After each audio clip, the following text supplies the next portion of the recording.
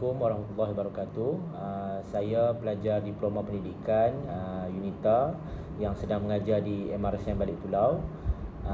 Pada video kali ini saya akan menerangkan tentang kelas yang akan berlaku di antara kelas Razi dan kelas Jazari dalam pandemik COVID-19 ini.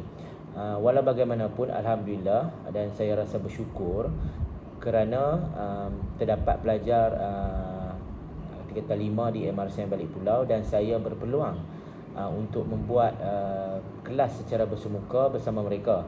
Dan video ini dihasilkan untuk menerangkan tentang apa sebenarnya objektif kelas pembelajaran bersama mereka. Okey, pada kelas kali ini terdapat dua sahaja objektif yang akan ditekankan di dalam kelas sebagai persediaan mereka menghadapi peperiksaan SPM 2020 yang akan berlangsung pada 16 Februari 2021. Okey, antara objektif pertama yang ditekankan adalah para pelajar dapat mengenal pasti soalan bahagian Komsas, iaitu soalan yang ada pada kertas 2, kerana soalan Komsas ini memperuntukkan banyak markah kepada pelajar. Itu objektif yang pertama. Objektif yang kedua pula adalah pelajar dapat menjawab soalan Komsas mengikut kehendak soalan dan pemakahan yang diberikan di dalam kertas tersebut. Oleh itu, saya sebagai guru kelas Razi dan Jazari akan menekankan dua perkara ini kepada pelajar supaya pelajar tidak akan kehilangan markah, dan yang paling penting, pelajar dapat menjawab soalan kemahiran aras tinggi, iaitu soalan kebat. Kerana kita lihat pada hari ini pelajar kebanyakannya hilang markah pada soalan tersebut.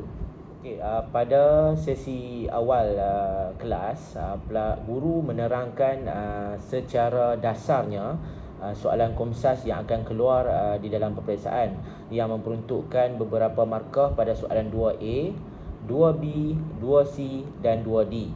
Okey, keempat-empat soalan ini pelajar seharusnya menjawab dengan baik, terutamanya pada soalan kebat, kerana soalan kebat ini ingin melihat pelajar memberi idea-idea atau mengemukakan idea berdasarkan kehendak soalan. Okey, untuk aktiviti pada kelas pada hari ini, para pelajar akan membentuk 6 kumpulan daripada jumlah kelas tersebut, dan pelajar akan diberi soalan set percubaan negeri Terengganu SPM 2020. Oleh itu, pelajar akan dibekalkan dengan marker pen dan juga kertas majung. Okey, jadi apabila mereka sudah mendapat peralatan tersebut beserta soalan, mereka perlu berbincang di dalam kumpulan dan perlu menjawab soalan-soalan Komsas itu dengan baik mengikut format dan juga pemakahan yang telah diberikan. Oleh itu, selepas itu pelajar akan membuat pembentangan di hadapan.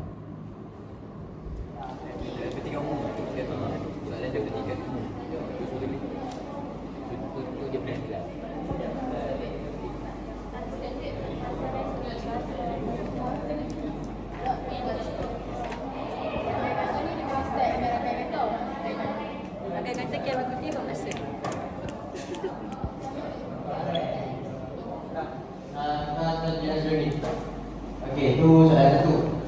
Soalan kedua, kita kena jawab berdasarkan pendidikan individu. Untuk bilangan mesti berdasarkan markah. Untuk saya sebenarnya dekat soalan contoh macam dia sebenarnya 2 markah. 2 markah tu terletak 2 isi.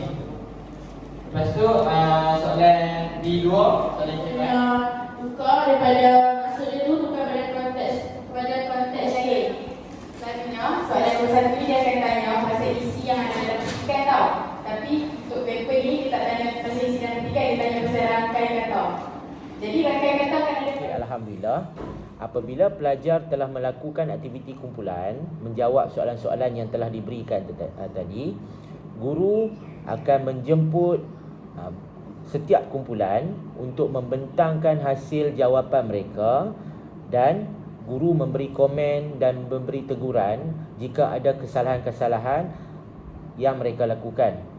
Guru juga memurnikan jawapan mereka agar pelajar itu nampak bahawa jawapan yang mereka berikan itu perlu ditambah baik dan sebagainya.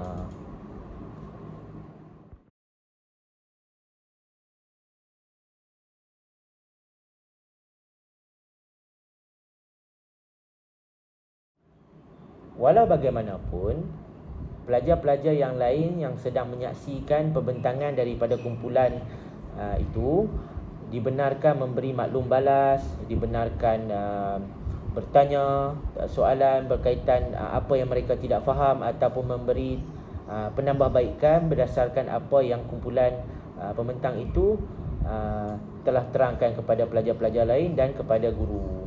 Okey, di sini kita nampak bahawa bukan guru saja berperanan untuk memberi maklum balas, memurnikan jawapan dan sebagainya. Pelajar-pelajar lain juga bertanggungjawab untuk memberi maklum balas, memberi penambahbaikan terhadap jawapan yang rakan-rakan mereka berikan. Mereka juga sebagai audiens perlu membuat catatan tentang kekurangan-kekurangan yang terdapat di dalam pembentangan itu supaya mereka dapat membuat penambahbaikan apabila mereka hendak membuat pembentangan ataupun menjawab soalan Komsas ini di dalam peperiksaan nanti.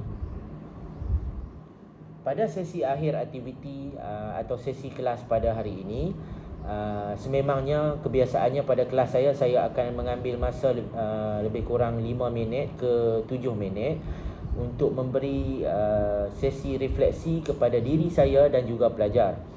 Okey, pada akhir kelas selalunya saya akan menjemput ataupun memberi peluang kepada beberapa orang pelajar untuk memberi maklum balas ataupun refleksi berkaitan topik pembelajaran kita pada hari ini. Apabila pelajar sudah selesai memberi feedback, maklum balas ataupun refleksi berdasarkan kelas pada hari ini, saya sebagai seorang guru seterusnya akan membuat pengukuhan, membuat kesimpulan berdasarkan topik pembelajaran kita pada hari ini. Untuk topik pembelajaran pada hari ini berkaitan dengan teknik menjawab soalan Komsas, saya dapat lihat para pelajar amat bersedia untuk menghadapi peperiksaan SPM 2020 yang akan datang.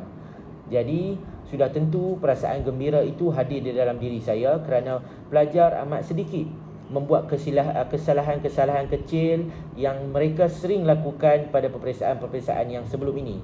Oleh itu, alhamdulillah, saya amat bersyukur dan saya yakin bahawa pelajar-pelajar saya dapat menjawab soalan Komsas yang pada kertas 2 iaitu soalan 2A, 2B, 2C dan 2D dengan baik dan mendapat markah yang maksimum untuk mendapat keputusan A tambah dalam SPM 2020, insya-Allah.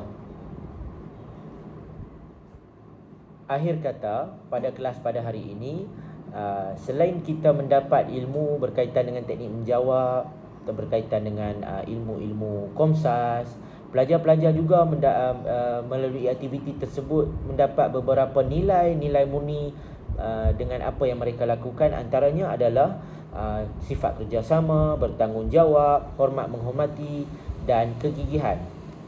Hal ini kita dapat lihat apabila mereka melakukan aktiviti secara berkumpulan dan mengembangkan idea-idea mereka untuk menjawab soalan di bahagian ini.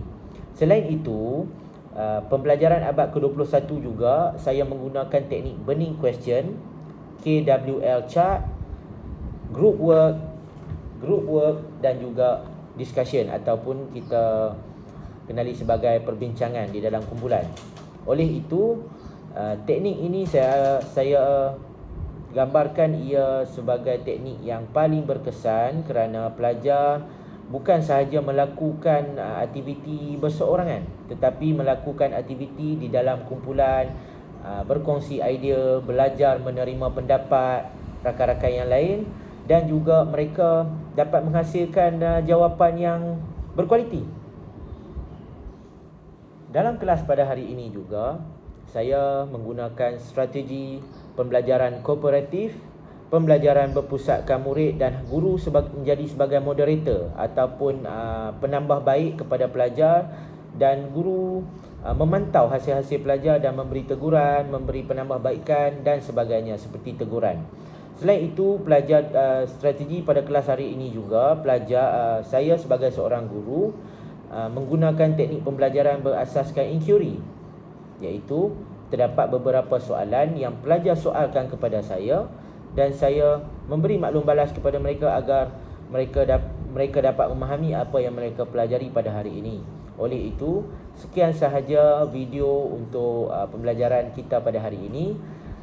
Sekian, terima kasih. Assalamualaikum warahmatullahi wabarakatuh.